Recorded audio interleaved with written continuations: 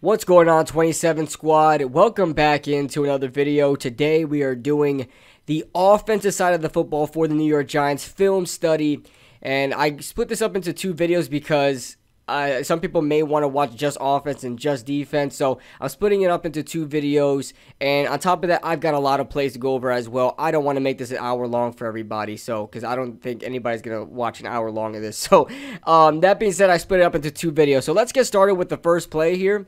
And so this is gonna be spread formation for the Giants. They got Saquon here, and obviously when you're facing up against man defense, a little quick I guess PSA or whatever, the Green Bay Packers run an off man cover one base formation, like base defense. So they play cover one and they don't press, they always give cushion, and that to me is very exposable, even with a great corner like Jair Alexander, who could break on the ball very well. It also leaves, guys like Eric Stokes, who, a liability in the defense. Even though Eric Stokes is not bad, it's just, off man really doesn't do you any favors as corners. I really don't know why people do it, why defenses do. I know they don't want to get beat deep, but they get beat with these in-breaking routes and such. So, we're gonna start with the first play. This is the deep shot to Saquon. So what they're checking here is they're gonna run a stick concept, okay, 3-by-1 stick concept. And they're going to try to, get this matchup with Quay Walker. Let's see how this turns out. So you can see Daniel Jones looking at that read right before he made it. He was under pressure by Kenny Clark, and he winds up throwing this ball. It was actually a nicely placed ball, but obviously with the defense that Quay Walker put on there, it wasn't a badly covered route.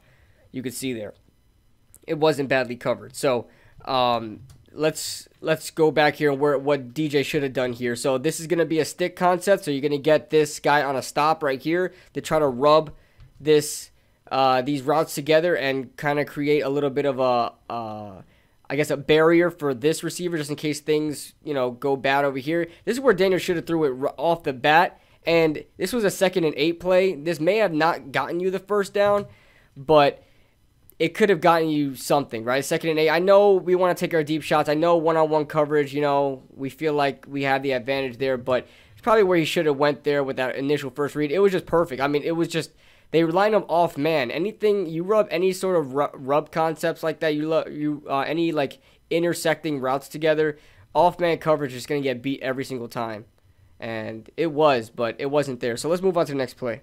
So this route concept right here, I don't really know the name of the concept, if it is a certain concept, but this beats cover one just all the time, all right? You guys can see by the play art. So you're going to have Darius Slayton running a crossing route on Eric Stokes, who's playing off man, and then you've got Marcus Johnson, who has some decent speed for a guy I've never heard of, clearing out the way to take this corner away, who is Jair Alexander, and also take away the high safety, which is going to be Darnell Savage. I believe it's Darnell. I forget who is it that goes down in the box. So it's it's Darnell Savage. So he's gonna clear out these two defenders, and they're gonna bite on play action. So the linebackers are gonna be shallow, and it's gonna open up one-on-one for Darius Slayton. There was literally no other option. This was Darius Slayton or bust. Nobody was gonna be an option to be open. Marcus Johnson, obviously, if he's open, butt naked open, obviously it's not going to happen with this type of coverage. They're not expecting this to be open. They want to get this open by getting that play action going. See, sucks up the linebackers.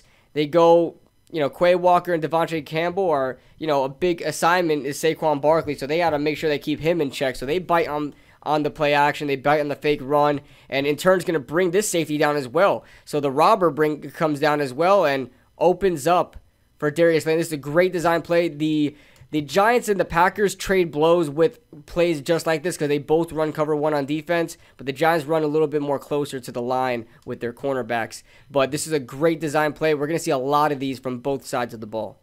All right, so we're going to see try to get another opening in the middle of the field with Darius Slayton. This time they're going to run a levels concept. You can see it by the play art here.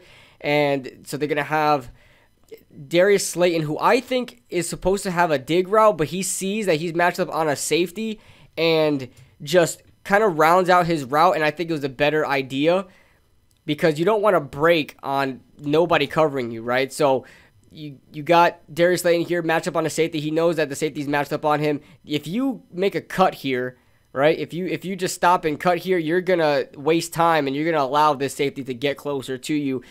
He was right to use his straight up speed and try to find that green grass, and Daniel Jones just missed him, man. Just missed him. We could see it probably from the box view, and you could see the levels concept opening up here for the other receiver. So Richie James is going to run sort of a whip route, and then you're going to get this receiver here. I believe that's Johnson going to be running just a straight up dig route. So you can see it there. It was a beautiful concept, just didn't work out. Don't know if that was really a miscommunication, but I mean, Daniel Jones should have hit him already. I mean, he should have hit him. But all right, so Jones is going to see. He makes a good read. And honestly, a decent throw is just behind him. He should have just led him with the ball a little bit, but he was way behind there. Darius Slayton had no shot at it. He couldn't stop for this ball. So, I mean, a good route, just a poorly placed ball. All right, so the Giants are going to make me believers in the Wildcat, man. The Wildcat never works in the NFL. Maybe it works in college. Don't watch too much college football, but it just seems like a college thing to do. So, you're going to get Feliciano pulling right after he snaps, and then you're going to get Breida as also a lead blocker as well. And just look how well they block on this play here. So Feliciano is going to go ahead and take this player here. David Sills is going to take care of two players at the same time. You're going to see that in a second. So he's going to block this guy, hit Devondre Campbell, and Breida's going to get, going to get Savage. Look at that. Beautiful, beautiful blocking, beautiful coordination by these guys. Now, I really don't know why Saquon didn't take this to the outside.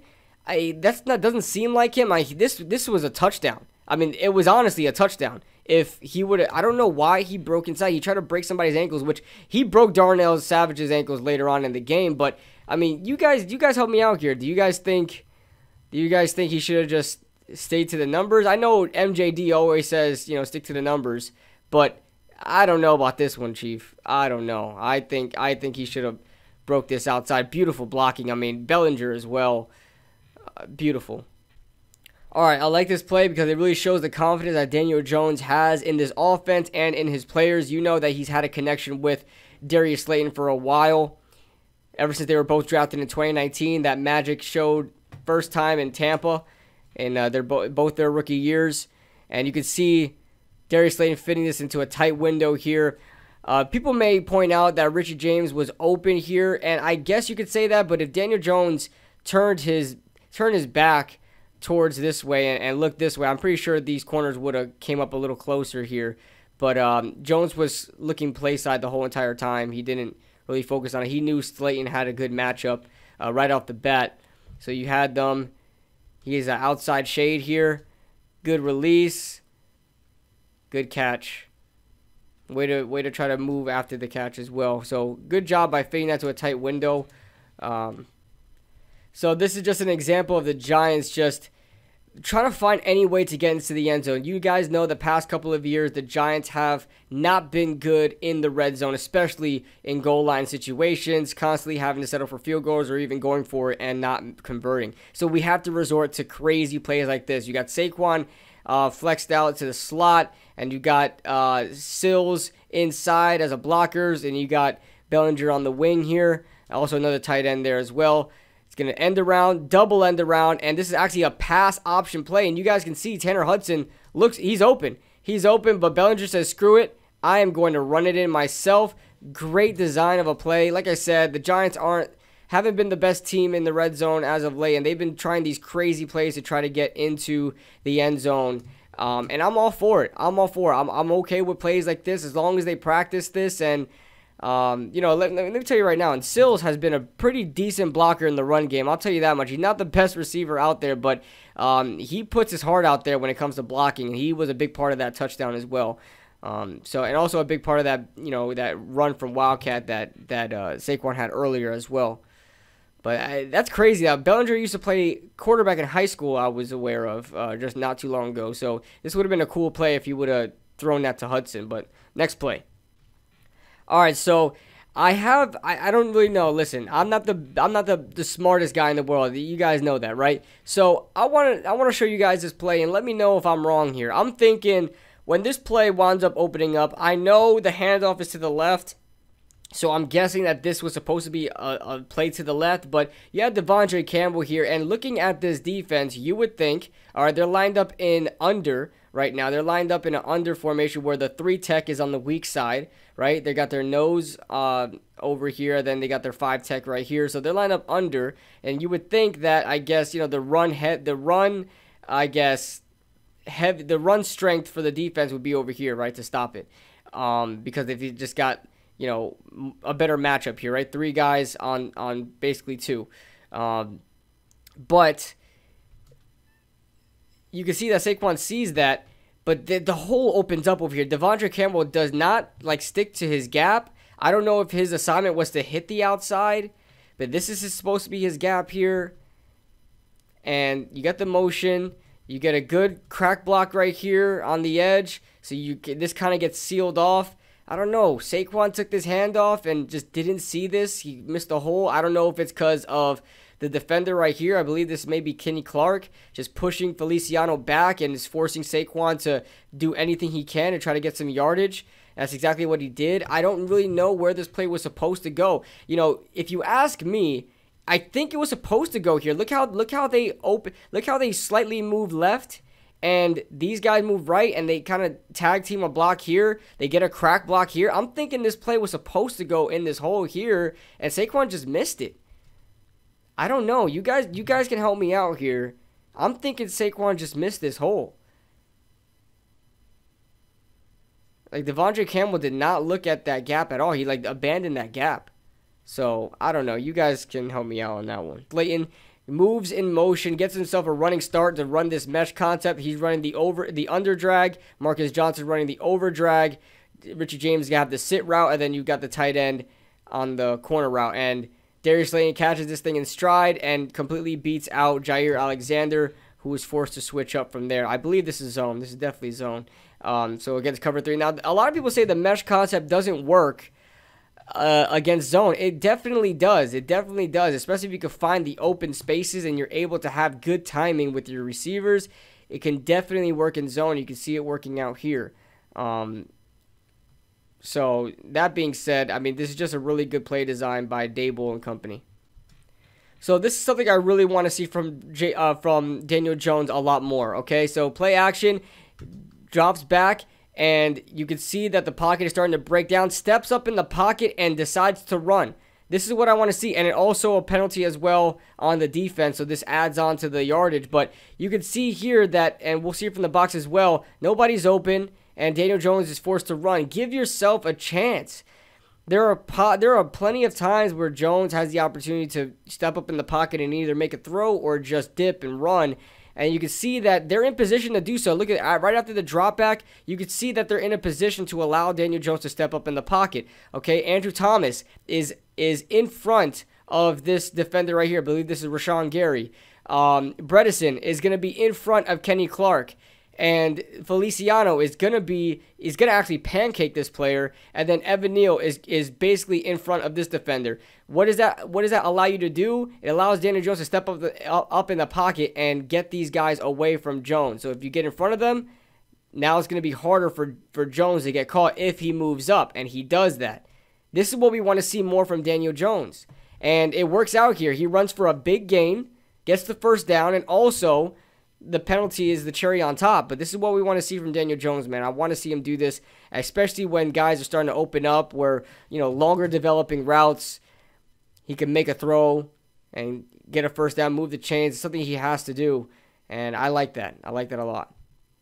All right, well, welcome back of how to beat cover 1 or cover 3 even, because I believe they're in a cover 3 here. They switch up a little bit, but it's the same concept, okay? This time you've got Darius Slayton running that clear route, getting this corner and that safety up, and then you've got Marcus Johnson opening up in the middle. Daniel Jones is the offensive line is gonna block left, but Jones is gonna roll right and find Marcus Johnson wide open.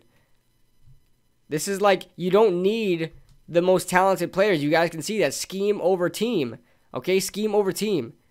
Marcus Johnson is, I mean, who is this guy? But he's getting open because we are scheming the right guys. Also, play action, so it kind of made the linebacker hesitate a little bit. This linebacker's by himself in this zone. Okay, he's by himself. I mean, this guy is here, but he's responsible for the flat. He's responsible for the flat. He's got the deep third, deep third, deep third. So he's pretty much by himself right now. Okay, and he hesitates because it's a fake run. And Marcus Johnson frees up right behind him. So this is type of concepts we want to see, that even no matter who's at wide receiver, no matter who's at quarterback, no matter who's at any position, these things are going to get open. Now this is just blown coverage over here. I don't really know what they were doing. So they're going to stay in zone here. This is zone cover 3. I don't know who's going to be responsible for this flat because you got a 5-man blitz, which means there's going to be a zone open, but somebody has to fill in that zone. And they just left this left flat wide open. Tate Crowder. What's his name? Quay Walker takes Bellinger and just rolls with him, which is weird because they're in zone, so I don't know why he's following him that far. And it allows Saquon Barkley to make this catch underneath and just completely destroy the ankles of Darnell Savage. But this shouldn't have been that open. I mean, I guess, you had a 5-man blitz. It was a great check down because, Jones was under pressure. And not really, he wasn't really under pressure, but it was wide open, right? Nobody's in this flats. This is cover 3. So you see on this side, Adrian Amos has the flat over here. I don't know who had the flat here. So this is cover 3 here. So check this out. You have the two hook zone linebackers here. Then you had the flat read. Middle third, middle third, middle third. Nobody's in this flat. This guy could have Darius Slayton could have just sat there and got that ball, but you got the underneath route there. Beautiful. You got to clear out. Beautiful. And who other than to put Saquon Barkley there with his speed? Great job.